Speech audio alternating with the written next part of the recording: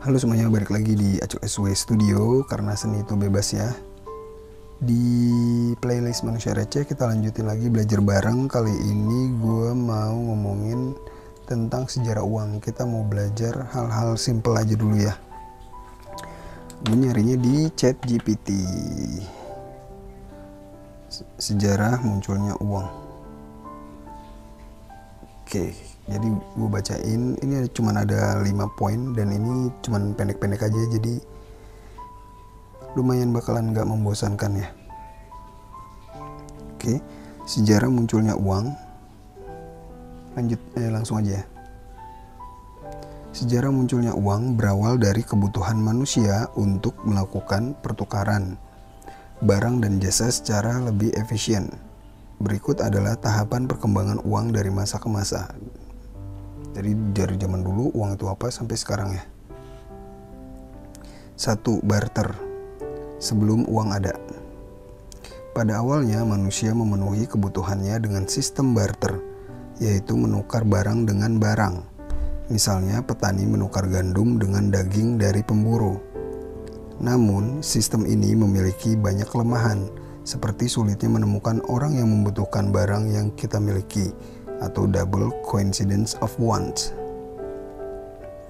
Nah, jadi di barter ini kita nuker barang sama barang ya. Dan itu bisa jadi sangat menyulitkan. Jadi coba gue gambarin dikit ya. Mumpung ada iPad ya.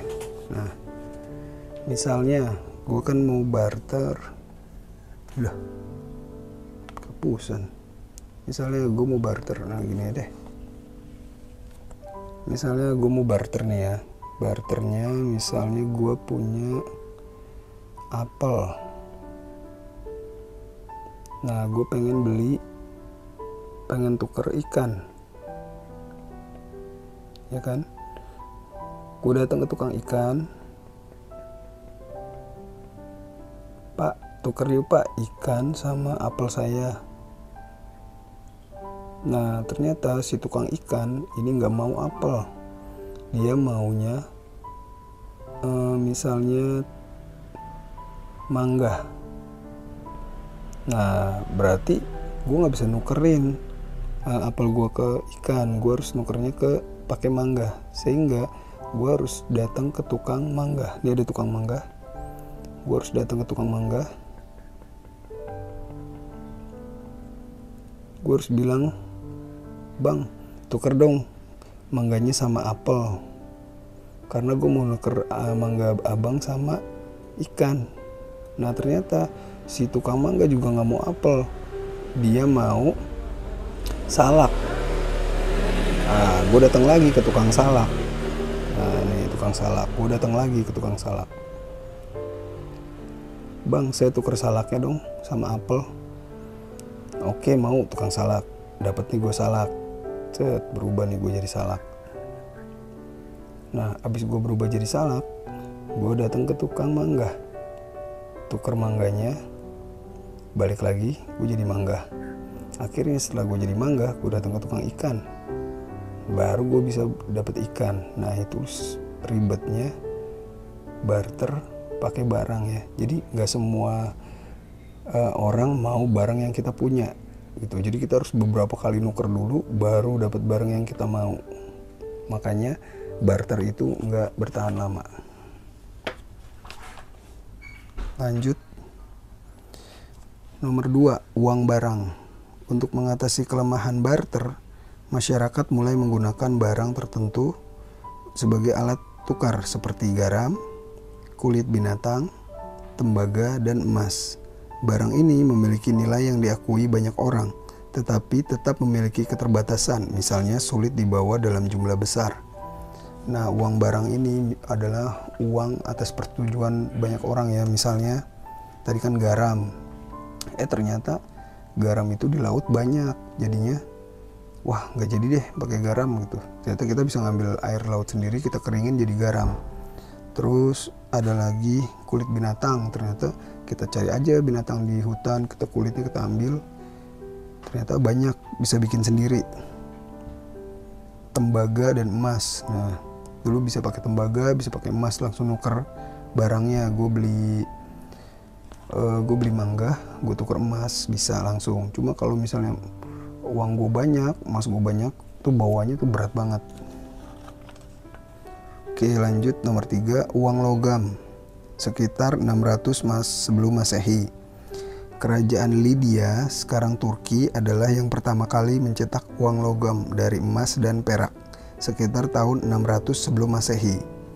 Uang logam lebih tahan lama dan nilainya tetap, sehingga lebih praktis dibandingkan uang kertas. Nah, jadi uang logam atau koin-koin itu lahirnya keluarnya tuh 600 sebelum Masehi di kerajaan Lydia, sekarang tuh Turki. Berarti di Turki ya pertama kali uang logam itu keluar.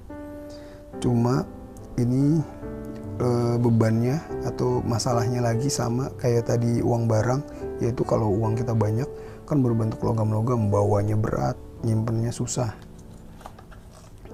Nah, akhirnya lanjut ke 4, ada uang kertas. Abad ke-7 Masehi di Cina. Dinasti Tang di Cina mulai menggunakan uang kertas untuk menggantikan uang logam yang berat. Penggunaan uang kertas berkembang pesat di Eropa pada abad ke-17, ketika bank mulai menerbitkan bukti kepemilikan emas dalam bentuk uang kertas. Nah, jadi uang kertas itu lahirnya abad ke-7 Masehi di Cina. Jadi orang Cina tuh yang pertama kali menciptakan uang kertas. Nah, habis itu orang-orang di Eropa tuh buat ngakalin emas yang dia punya, dia ngeluarin kayak bond gitu, kertas kepemilikan emas. Nah, sekarang makanya uang, dulu tuh uang backupannya tuh emas gitu. Emas berapa kilo diganti dengan uang. Kepercayaan atas backupannya emas. Dan terakhir, uang modern. Abad ke-20 sampai sekarang. Saat ini uang tidak lagi bergantung pada emas atau perak, tetapi menggunakan sistem fiat, yaitu uang yang nilainya dijamin oleh pemerintah dan bank sentral. Selain uang fisik, muncul juga uang digital seperti kartu kredit, e-wallet, dan cryptocurrency yang semakin mempermudah transaksi. Nah, jadi di uang modern itu keluarnya di abad ke-20. Kenapa disebut uang modern? Karena uang fiatnya udah nggak terbackup dengan emas. Nah, backupannya apa? Berarti backupannya sekarang adalah kepercayaan. Jadi kita percaya rupiah itu ada nilainya, kita percaya dolar itu ada nilainya. Jadi backupannya udah nggak ada. Sekarang coba kita biar detail, kita coba cari apa itu fiat.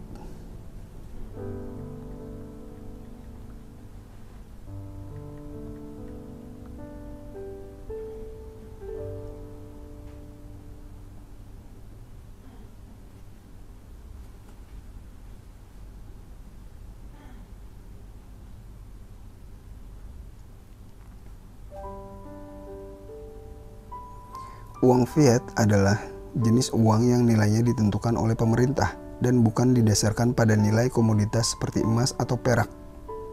Jadi, uang fiat adalah uang yang dikeluarkan ditentukan oleh pemerintah nilainya.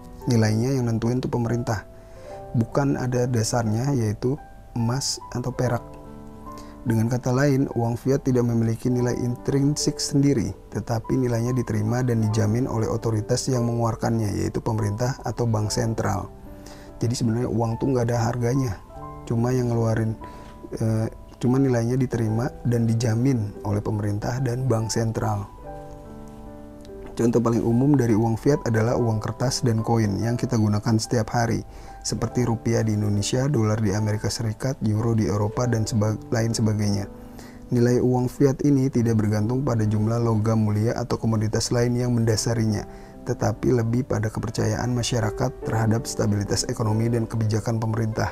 Itu ya, nilainya udah nggak di backup sama emas, jadi dengan kepercayaan. Sistem uang fiat pertama kali diperkenalkan abad 20 setelah negara-negara di dunia meninggalkan sistem standar emas atau gold standard, di mana uang hanya bisa ditukar dengan emas dalam jumlah tertentu. Sistem Dalam sistem fiat, pemerintah dapat lebih fleksibel dalam mengelola ekonomi dan mengendalikan jumlah uang yang beredar, termasuk dalam kebijakan moneter.